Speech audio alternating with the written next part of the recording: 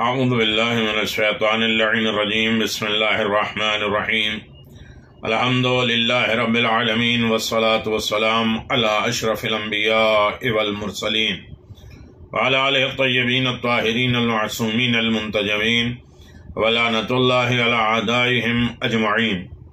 اما بعد فقد قال اللہ تبارک وتعالی فی قرآن مجید بسم اللہ الرحمن الرحیم وَلِلَّهِ عَلَى النَّاسِ حِجُّ الْبَيْتِ مَنِ اسْتَطَاعَ إِلَيْهِ السَّبِيلَ. صدق اللہ العلی العظیم وصدق رسولہ النبی الکریم. سامعین گرامی قدر، ناظرین محترم، حج بیت اللہ سعادتیں، رحمتیں، برکتیں، توفیق، عنایت الہی کہ حاجی خدا کے مہمان بن رہے ہیں. یہاں تک کہ ہم نے سارے ارکان ادا کر لیے. مینا میں 3 کام، یہ ہماری 21ویں ویڈیو ہے کہ حج کے اختتام پہ میدان مینا، خاص میدان جہاں انسان بارگاہ رب العزت میں اتنا قریب ہو جاتا ہے کہ اللہ خود کہتا ہے کہ میرے بندے، تو یہی چاہتا ہے کہ میں تجھ سے راضی ہو جاؤں، تو لو میں تم سے راضی ہو گیا. وہ خفیہ پلان جو پیغمبر اسلام صلی اللہ علیہ وآلہ وسلم کو قتل کرنے کا تھا، اسی میدان مینا میں، جہاں 2 بجلی چمکی اور منافقوں کے چہرے کھل گئے، جہاں رسول خدا نے فرمایا کہ میں تمہارے درمیان 2 چیزیں چھوڑ کے جا رہا ہوں، جہاں رسول خدا صلی اللہ علیہ وسلم کا بہت بڑا غم دور ہوا، جو ساری کائنات آپ کو ابتر کہہ رہی تھی، لاولد کہہ رہی تھی، اور جناب قاسم کو جنت المعلا میں دفن کرنے کے بعد منا آ گئے تھے. پروردگار نے جبریل کو بھیجا اور بشارت دی، انا اعطیناک الکوثر، ہم تمہیں کوثر دیں گے.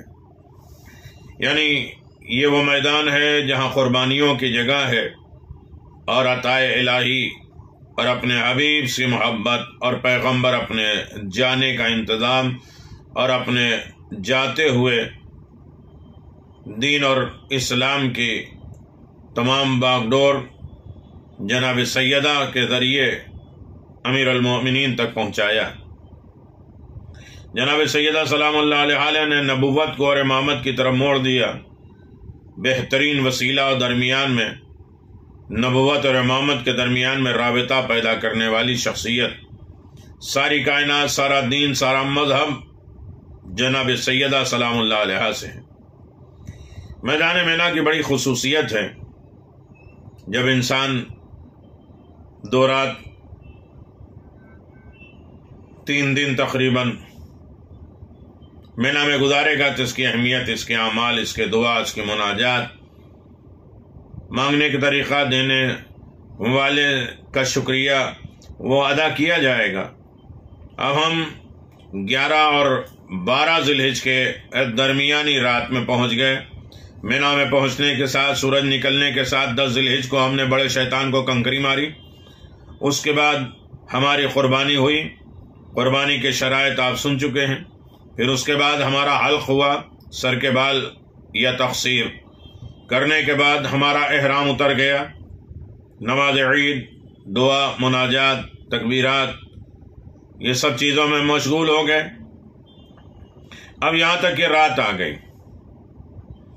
رات مینا میں جیسے ہم نے شب 11 گزاری، اسی طرح شب 12 بھی ہمیں نیت کے ساتھ میدان مینا میں گزارنا واجب ہے. یعنی آپ دیکھیں کہ شب 12 ذی الحجہ یا شب 11 ذی الحجہ کو میدان مینا میں قیام کرتا ہوں، وقوف کرتا ہوں، حج الاسلام کے، حج تمتع کے لیے مینا میں 12 ذی الحجہ کی رات گزارتا ہوں. واجب قربتاً الی اللہ، حج تمتع کے لیے شب 12 ذی الحجہ کے رات میں قیام کرتا ہوں، حج الاسلام کے لیے واجب قربتاً الی اللہ. جس کا نیابتی حج ہے، مستحبی حج ہے، اس سے نیت میں فرق ہوگا، باقی ارکان میں کوئی فرق نہیں آئے گا۔ یہاں تک کہ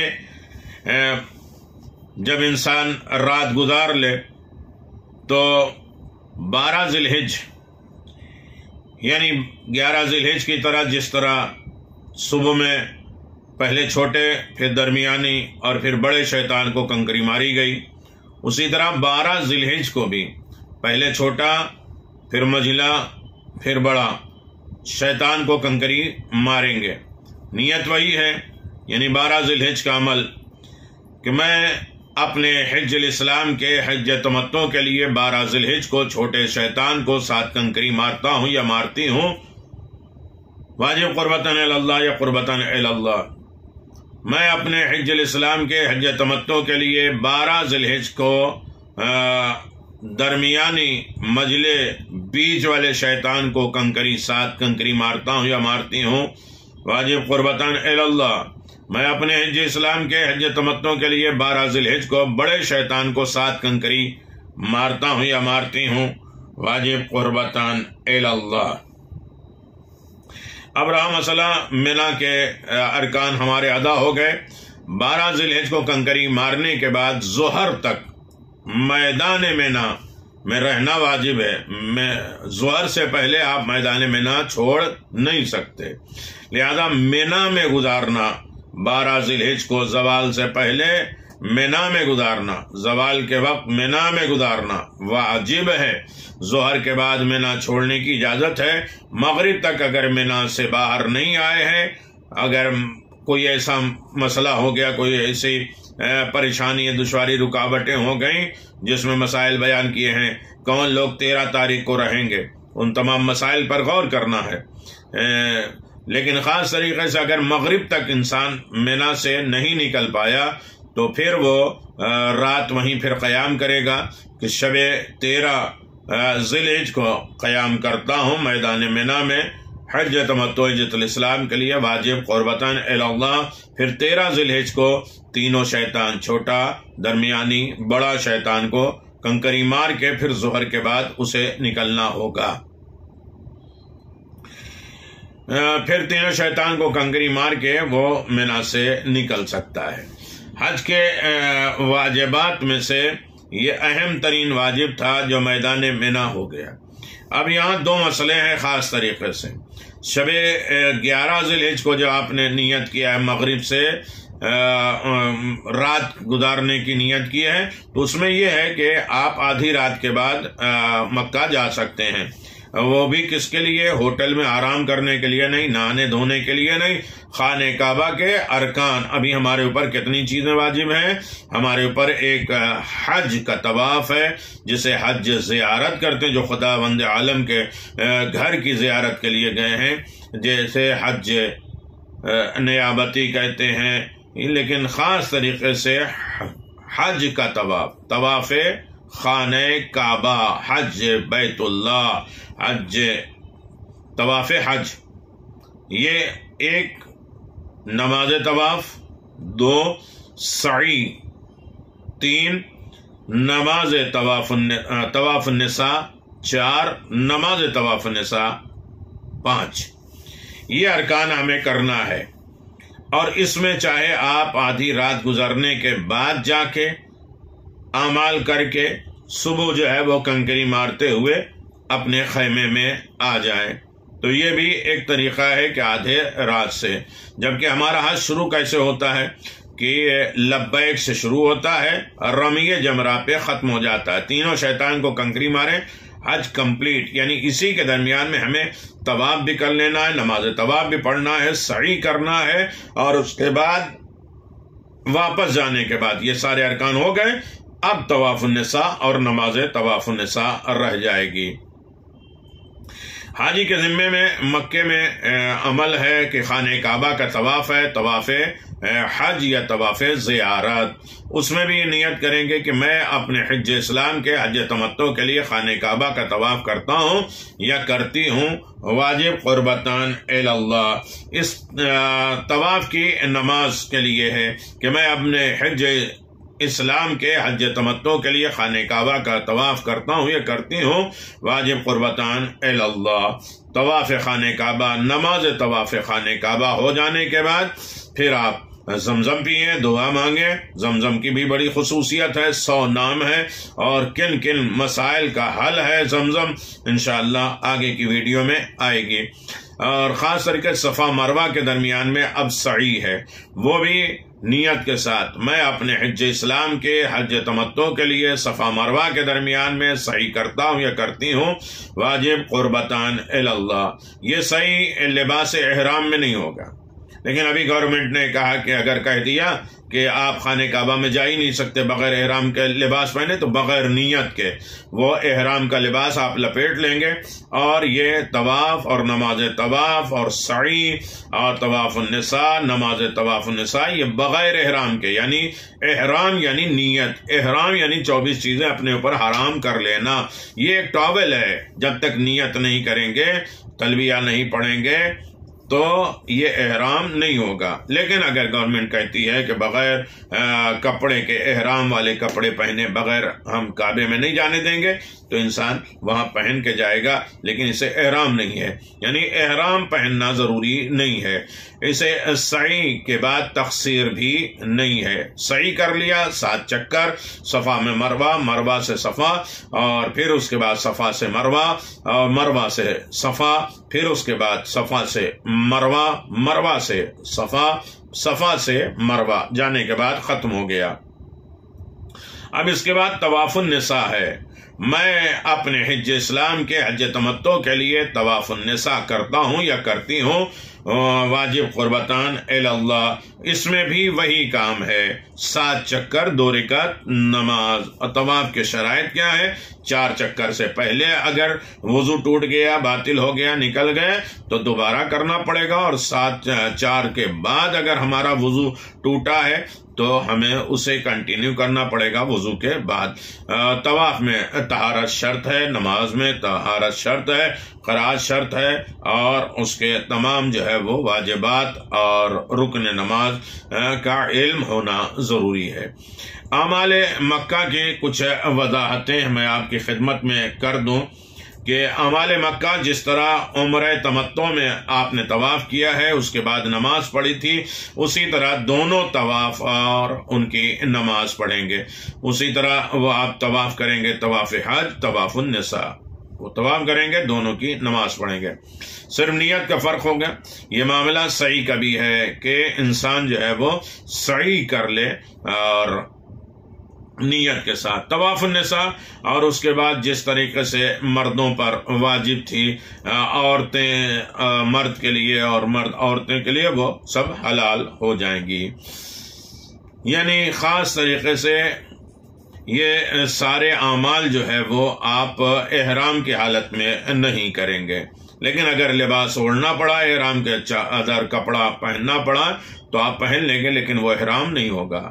احرام مینا میں حلق ہو چکی ہے، لہذا تقصیر بھی نہیں ہوگی۔ ساری پابندیاں مینا کی قربانی اور تقصیر کے بعد ساری پابندیاں، حرام چیزیں سب حلال ہو جائیں گی، سوائے خوشبو کے اور ہسبینڈ وائف کے ریلیشن کے، شکار کے، حرم کے، گھاس کے۔ لیکن اگر آپ نے طواف حج بھی کر لیا، نماز طواف بھی پڑھ لیا، سعی کر لیا، تو آپ کے لیے خوشبو حلال ہو گئی۔ 3 چیزیں حرام رہ جائیں گی جب تک طواف النساء کر لیں گے، تو جنسی حالت جو ہے وہ آپ کا ریلیشن جو ہے وہ حلال ہو جائے گا، لیکن 2 چیزیں حرام رہیں گی، ایک شکار، ایک حرم کی گھاس اکھاڑنا، یہ حرام رہے گا۔ پھر اعمال مکہ میں جب طواف حج اور زیارت اور اس کے بعد نماز اور سعی ہو جائے تو خوشبو حلال ہو جاتی ہے۔ جب طواف النساء اور اس کی نماز ہو جائے تو جنسی معاملات بھی حلال ہو جاتے ہیں۔ شکار، حرم کی گھاس اکھاڑنا ہر عالم میں حرام ہے۔ اعمال مکہ انسان کب سے کب تک کر سکتا ہے، یہ بھی سوال ہے۔ 10 ذی الحج کو، یعنی حلق کرنے کے بعد، ٹکلا گنجا ہونے کے بعد، سر مڈانے کے بعد یا تقصیر کے بعد 10 ذی الحج سے لے کر آخری ذی الحج تک کبھی بھی آپ حج کا طواف، نماز طواف اور سعی اور طواف النساء 2 رکعت نماز کبھی بھی آخری ذی الحجہ یعنی محرم سے پہلے تک کر سکتے ہیں، لیکن ہمارے اوپر حرام کیا رہے گی؟ خوشبو بھی حرام ہے، اور آپس کے ریلیشن بھی حرام ہے، اور شکار بھی حرام ہے، اور گھاس اکھاڑنا بھی حرام رہے گی جب تک حج کا طواف، نماز طواف سعی نہیں کر لیں گے۔ یہ جو لازم وقت بیت رمی جمرات وغیرہ کے لیے درکار ہے وہ مینا میں ہی گزارنا ہوگا، خاص طریقے سے 2 رات مینا میں ہی گزارنا ہے۔ اس کے علاوہ مینا چھوڑ کر اعمال مکہ کے لیے بس آ سکتے ہیں، آرام کے لیے نہیں۔ اعمال مکہ میں فاصلہ حج کے طواف اور نماز طواف میں زیادہ فاصلہ نہیں ہونا چاہیے، فوراً ادا کرنا چاہیے، اور نماز طواف کے بعد سعی کو تاخیر سے کیا جا سکتا ہے، لیکن سعی اگلے دن ڈیلے نہیں کیا جا سکتا۔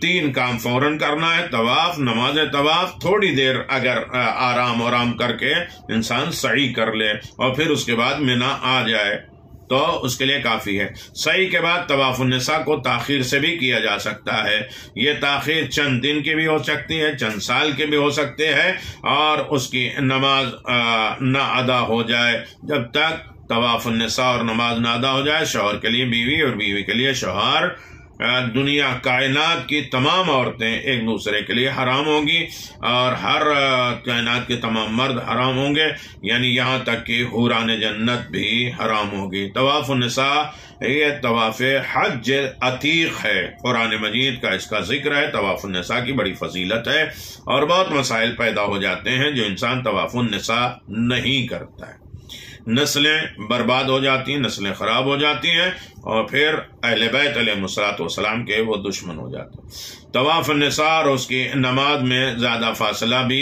نہیں ہونا چاہیے، طواف فوراً نماز طواف۔ طواف حج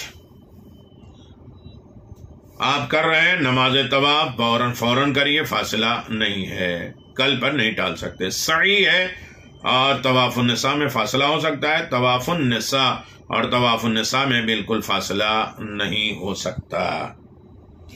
اعمال مکہ اور عرفات، وقوف عرفہ سے بھی پہلے کیا جا سکتا ہے۔ یہ کچھ لوگ ہیں جن کے لیے جائز ہے۔ کیا ہم مکہ کے اعمال عرفات سے پہلے کر سکتے ہیں؟ تو پہلا جواب تو بالکل نہیں، لیکن وہ بوڑھے مرد اور بوڑھی عورتیں، وہ بیمار مرد اور بیمار عورتیں، ان کے لیے ہے جو مینا سے مکہ آ نہیں سکتے، یا مکہ آ تو سکتے ہیں مگر اتنی بھیڑ اور رش ہے کی وجہ سے اعمال مکہ نہیں انجام دے سکتے، یا وہ عورتیں جو حیض اور نفاس کی وجہ سے مینا سے مکہ پلٹنے کے بعد ان اعمال کو انجام نہیں دے سکتے، ایسا خدا نخواستہ وقت ہو جائے کہ وہ پاک نہیں ہوں گے اور ہمارا رکن ہے، تو ان کے لیے ہے کہ وہ اعمال مکہ پہلے کر لیں، اور نہ ہی پاک ہونے کا انتظار کر سکتی ہیں۔ مثلا وطن واپس ہونا ہے، ان کا جائز ہے، ان کو نکلنا ہوگا، اور اس عالم میں وہ پاک نہیں ہوں گی، تو اگر یہ ڈر اور خوف ہے تو پہلے اعمال مکہ کر لیں گے، پھر مینا اور عرفات اور دیگر جگہوں پہ جائیں گے۔ جسے پتا ہو کہ کسی وجہ سے وہ ذی الحجہ کے آخری تک اعمال مکہ انجام نہیں دے سکتا ہے، کوئی ایسی پابندی ہو جائے گی، تو اس کے لیے ہے کہ آیت اللہ خوئی کے مسائل پر عمل کرنے والے اس سہولت سے فائدہ اٹھانے سے پہلے علماء سے ضرور رابطہ کر لیں۔ یہ سب حج تمتع کا احرام باندھنے کے بعد اعمال مکہ کو انجام دیں گے، پھر عرفات روانہ ہوں گے۔ جو بوڑھے ہیں، مریض ہیں، عورتیں ہیں جو نجس ہیں، اور وہ اعمال نہیں کر سکتی، انتظار نہیں کر سکتی، اور ان کے اوپر احرام کی پابندیاں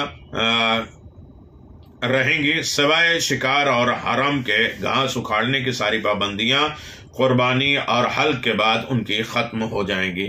عرفات اور مینا میں روزانہ کے واجب نمازیں کتنی رکعت ہے؟ 2 یا 4۔ معمول کے مطابق جو ہے فجر 2 رکعت ہے، مغرب 3 رکعت پڑھی جاتی ہے، ظہر عصر اور عشاء کی نمازیں 2 یا 4 رکعت ہے۔ عرفات روانگی، عرفات جا رہے ہیں مکہ، پہلے مکے میں 10 دن ہو چکے ہیں تو مکے میں بھی 4 رکعت نماز، عرفات اور مینا میں بھی 4 رکعت نماز، مینا سے واپسی کے بعد مکے میں بھی 4 رکعت نماز، یعنی عرفات جانے سے پہلے مکے میں 10 دن ہو چکے ہیں، جو حج کمیٹی میں ہیں ان کے 10 دن ہو چکے ہیں، وہ عرفات اور مینا میں اپنی 4 رکعتی نماز جو ہے 4 ہی رکعت پڑھیں گے جو مکے میں 4 پڑھتے تھے، مینا کی واپسی کے بعد بھی 4 رکعت نماز پڑھیں گے۔ عرفات جانے سے پہلے مکے میں 10 دن نہیں ہوئے تھے تو مکے میں 2 رکعت نماز پڑھنے سے واجب ادا ہو جائیں گے۔ عرفات اور مینا میں 2 رکعت پڑھنا واجب ہے۔ مینا سے مکہ واپسی پر 10 دن سے کم قیام ہے تو 2 رکعت پڑھنے سے واجب ادا ہو جائے گا، اور 10 دن یا زیادہ کا قیام ہے تو 4 رکعت نماز رکعت میں پڑھنا واجب ہے۔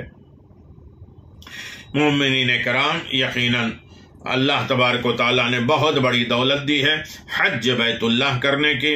مکہ کے واجبات آپ نے ادا کر لیے، ان میں بہت سے مسائل ہیں جس کے اوپر ہمیں غور کرنا ہے یا پوچھ لینا ہے کون سے مسئلے میں کون سا مجتہد کیا کہہ رہا ہے۔ طواف حج، نماز طواف، سعی اور اس کے بہت سے مستحبات، مکہ مکرمہ کے دیگر مستحبات بہت زیادہ ہیں اور جس پر ہمیں غور کرنا چاہیے۔ مکہ کے اعمال، یعنی جب انسان خدا کی طرف جاتا ہے خدا، تو حج بیت اللہ ایک عقیدہ امامت میں مضبوطی پیدا کر دیتا ہے، اور دوسرا امام زمان سے ملاقات کرنے کا وسیلہ ہو جاتا ہے حج بیت اللہ۔ ہر زمانے میں امام سے ملاقات، تجدید عہد، عقیدہ امامت کے استحکام کے علاوہ کمال حج کے شرائط، اس کے آثار اور برکات میں ہمارے 5ویں امام محمد باقر علیہ السلام فرماتے ہیں کہ حج کو تمام کرنا ہر زمانے کے امام سے ملاقات کرنے پر ہے۔ جب تک اپنے زمانے کے امام سے ملاقات نہیں کرو گے حج کمپلیٹ نہیں ہے۔ زمانے غیبت میں یہ ملاقات 2 طریقے سے ہے۔ ایک تو یہ ہے کہ ہر سال حج میں امام شرکت کرتے ہیں۔ امام جعفر صادق علیہ السلام فرماتے ہیں، اس بارے میں فرماتے ہیں کہ ایک ایسا زمانہ بھی آئے گا کہ لوگ اپنے امام کو نہ دیکھیں گے، بس ان کا امام حج میں حاضر ہوگا، وہ لوگوں کو دیکھیں گے لیکن لوگ انہیں نہیں دیکھ پائیں گے اور نہ ان کو پہچان پائیں گے۔ خدمت امام زمان کی خدمت میں حاضر ہونا، یہ راستہ صلاحیت اور لیاقت والوں کے لیے کھلا ہوا ہے۔ یہ حجاج کرام امام کی خدمت میں مشرف ہوں اور اپنے حج کو مکمل کریں۔ ایسے افراد بہت کم ہیں، تاریخ میں ایسے افراد بھی پائے جاتے ہیں جو غیبت کے دوران حج میں امام زمان علیہ الصلوۃ والسلام سے ملاقات کی ہے۔ یہ ہمارے وہ تھے کہ جو روحانی فائدے ہیں حج بیت اللہ۔ اب حج کے مادی فائدے اور دنیا میں ظاہری فائدے حج بیت اللہ کے لیے کیا ہے، اس کی طرف بھی ہمیں غور کرنا ہے۔ حج کے موسم سے پہلے ہمیں آمادگی حج کرنا ہے۔ آمادگی حج میں کیا ہے کہ حقوق اللہ، حقوق الناس، حقوق الوالدین، رشتہ دار، قرابت دار، سب کے حقوق، مسئلہ تقلید، خمس کی ادائیگی، تمام شرائط طہارت اور وضو، نماز کی اصلاح اور نماز کے باطل ہونے کی کیفیتیں، سجدے سہو، احتیاط اور شکوک، ان تمام چیزوں کی آگاہی، ارکان حج سے مکمل آگاہی، دوران حج ساتھیوں کے ساتھ ایثار، عز، انکساری، خوش اخلاقی، اچھے اخلاق کے ساتھ پیش آنا، زیادہ سے زیادہ وقت عبادت ہی میں صرف کرنا، اپنی دعاؤں میں دوسرے مومنین اور مرحومین کو یاد رکھنا، یہ آمادگی حج ہے۔ آمادگی حج میں انسان کے اخلاص ہو، ریاکاری نہ ہو، دکھاوا نہ ہو، جلدی کرنا چاہیے۔ حج واجب ہو گیا ہے، کبھی کوئی مریض ہو جاتا ہے، کبھی اشیاء گم ہو جاتی ہے، کبھی کوئی حاجت درپیش ہو جاتی ہے، تو انسان جو حج کا ارادہ کرتا اسے جلدی کر لے، اور مکہ جانے کے لیے جلدی کرو، کیونکہ تم میں کوئی نہیں جانتا ہے کہ اسے کیا خال ہو جائے گا، بیمار ہو جائے گا، گھٹنے ختم ہو جائیں گے، کمر چلی جائے گی، دوسرے کا مجبور ہو جائے گا۔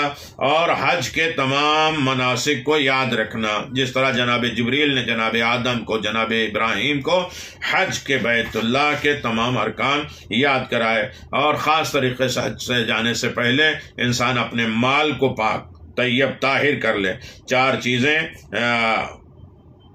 جائز نہیں ہے: خیانت، چھینا جھپٹی اور چوری، سود، جو لوگ آج لوگوں کو پیسہ دیتے ہیں اور اس کے بعد پیسہ دینے کے بعد اس سے سود لیتے ہیں، سب حج، عمرہ، جہاد، صدقے میں جائز نہیں ہے۔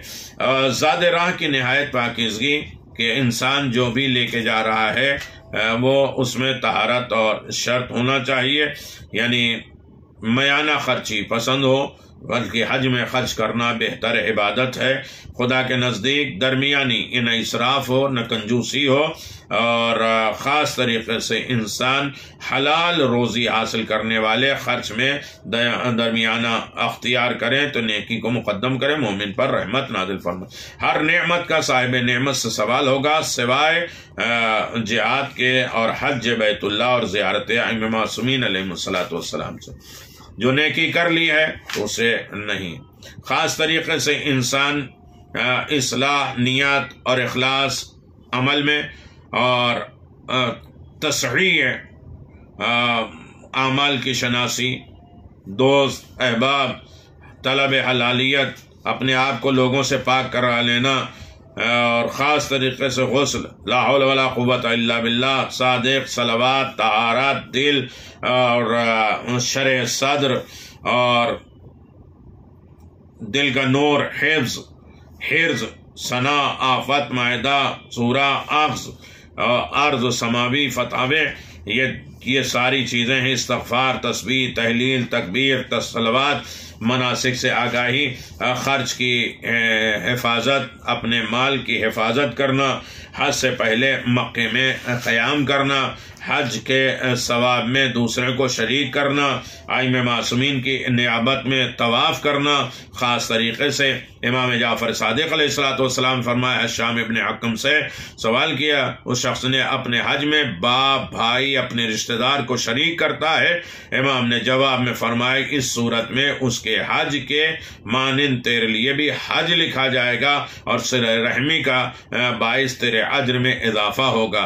امام جعفر صادق علیہ السلام فرمایا، اگر تم اپنے حج میں 1000 آدمیوں کو شریک کر لو تو ہر ایک کے لیے ایک حج کا ثواب ہے۔ حج کر لیا، اس حج کا ثواب میں اپنے والدین، متعلقین، اپنے زندہ، اپنے بیوی، بچوں، بھائی، بہن، اور جو ہمارے مومنین ہیں، مفلسین ہیں، جو حج نہیں کر سکتے، ان سب کو اجر ثواب دیتے ہیں، تو حج کے ثواب میں کمی نہیں ہوگی، انہیں بھی حج کا ثواب ملے گا۔ ائمہ معصومین کی نیابت میں طواف کرنا، عمرہ کرنا، خود ائمہ معصومین نے فرمایا کہ حسن کے نام، یعنی امام حسن عسکری علیہ السلام کے نام پہ عمرہ کر لو، یہ 600 درہم ہے۔ جناب ابو طالب کے نام پر، ائمہ معصومین کے نام پر امام کی زیارت اور ملاقات کو جانا، یعنی انسان حج امام کا دیدار ہے، کمال حج یہی ہے، انسان کا مکمل حج ہوتا ہے۔ جب تم میں سے کوئی حج کر لے تو چاہے تو ہماری زیارت پر آئے، حج کو ختم کرے اور حج کا کمال حاصل کر لے ہماری زیارت پر۔ مکمل حج ہوتا ہی ہے جب تک انسان امام سے ملاقات کر لے۔ یقیناً آپ دیکھیں کہ حج کی سعادت نصیب ہوئی تو آپ خانہ کعبہ، روض رسول، جنت البقیع، میدان عرفات، جنت المعلا، ان تمام جگہوں پر آپ نے بہترین دعا اعمال کیا ہے۔ اور ایسے وقت میں انسان نیابتی حج، خاص طریقے سے اسے دل نہ چھوٹا کریں کہ میں یہاں کہاں، ہم نے اپنا حج کیا، یہ تو نیابت کا حج ہے۔ رسول خدا صلی اللہ علیہ وسلم نے فرمایا کہ اللہ تعالیٰ ایک حج کے ذریعے 3 لوگوں کو جنت میں داخل کرے گا۔ ایک تو میت جس کے نام پہ حج ہے، حج نیابتی انجام دینے والا جو نیابت میں حج کر رہا ہے، یا حج کرانے والا، یہ تینوں لوگ جنتی ہیں۔ میت کے لیے ایک نیابتی حج، 3 حج ہے۔ ایک حج محجوع عنہ، میت کا ایک حج نیابتی حج انجام دینے والے، ایک حج مردہ کی وصیت پر عمل کرنے والے، جو کسی میت کی نیابت میں حج کرے گا تو میت اور حج کرنے والے کے لیے جہنم سے برات لکھ دی جائے گی۔ خود آپ دیکھیں کہ حج بیت اللہ کہا پیغمبر اسلام نے، کسی نے سوال کیا تو پیغمبر اسلام نے فرمایا اگر تمہارے باپ کے اوپر کسی اور کا کوئی قرض ہوتا تو تم اسے ادا کرتے، کہ ایک انسان یہ سوچتا میرے باپ بہت بوڑھے ہو چکے ہیں، وہ خود حج نہیں کر سکتے، تو پیغمبر اسلام فرماتے ہیں اگر تمہارا باپ مقروض ہوتا تو کیا کرتے، تم اس کا قرض ادا نہیں کرتے؟ کہا تم جو ہے اس کا قرض جو ہے وہ اگر وہ دیتا باپ، یا باپ مقروض ہوتا یا کوئی اور مقروض ہوتا باپ کا، تو پیسہ دیتا تو تم لیتے نہیں، یا باپ کا قرض تم ادا نہیں کرتے؟ کہا ضرور کرتے۔ پیغمبر نے فرمایا اللہ بڑا رحیم ہے، اپنے باپ کی طرف سے تم حج کرو، یعنی زندگی میں بھی اگر کوئی بیمار ہے، مجبور ہے، ارکان ادا نہیں کر سکتا تو اس کے نام پہ بھی حج ہوتا ہے، لیکن حج میں خیال رکھنا چاہیے ایسے کو نیابت دے جو سارے ارکان کو اچھی طریقے سے تلفظ کے ساتھ، مخارج کے ساتھ اور خلوص کے ساتھ اور سارے ارکان جانتے ہوئے آمادگی کے اعتبار سے وہ حج کرے، جو عاقل بالغ ہو، مسائل جانتا ہو اور صحیح طریقے سے وہ خلوص کے ساتھ حج کر سکتا ہے۔ نیابت کے سلسلے میں بہت سی چیزیں ہیں، 30 دینار بھی ہے، اور ائمہ معصومین علیہ الصلوۃ والسلام نے بھی حکم دیا۔ بچوں کو بھی حج کرانے کی فضیلت بہت زیادہ ہے، اور خاص طریقے سے حاجی کے گھر والوں کو دیکھ بھال کرنے والے کی بھی فضیلت ہے۔ کچھ لوگ کل جا رہے ہیں حج بیت اللہ کے لیے، حج کمیٹی والے اور پرائیویٹ والے انشاءاللہ رات میں وہ جائیں گے۔ امام زین العابدین علیہ السلام نے فرمایا جو شخص حاجی کے گھر والے اور ان کے مال دولت، ان کے کھیت باڑی، دنیا بھر گھر بار کی نگہداری کرے گا، دیکھ بھال کرے گا، اس کے لیے حاجی کی طرح اجر و ثواب ملے گا جس طرح حاجی کا۔ کوئی لوگ جا رہے ہیں، ان کے بچے کو چھوٹے چھوڑ کے جا رہے ہیں، جو ان کو دیکھ رہا ہے تو ان کے لیے بھی حج بیت اللہ کا ثواب لکھا جاتا ہے۔ حج بیت اللہ عظیم ترین نعمت ہے، 3 لوگوں کو بد دعا قبول ہوتی ہے، حج کرنے والے کی، لہذا خیال رکھو کہ اس کے گھر والوں کے ساتھ اچھا سلوک کرو، ورنہ حج کرنے والے کی بد دعا قبول کی جاتی ہے۔ راہ خدا میں جہاد کرنے والے کی، لہذا خیال رکھو کہ ان کے گھر والوں کے ساتھ کیسا سلوک کرتے ہو۔ بیمار کے لہذا اسے ناراض نہ کرو، تکلیف نہ دو۔ حاجی بہت زیادہ عظیم ترین دولت ہے۔ اب اس کے بعد ہم یہ تمام چیزوں کو چھوڑتے ہوئے ہم انشاءاللہ عرفان مدینہ کی فضیلت، خود مسجد نبوی مدینہ میں جا کے رسول کو سلام کرنا 1000 صلوات کے برابر ہے، ایک نماز 10,000 یا 50,000 کے برابر ہے۔ خود رسول خدا شفیع اور مہربان ہوں گے، رسول خدا جو ہے اس کی شفاعت کریں گے، اس کے اوپر جنت واجب ہے۔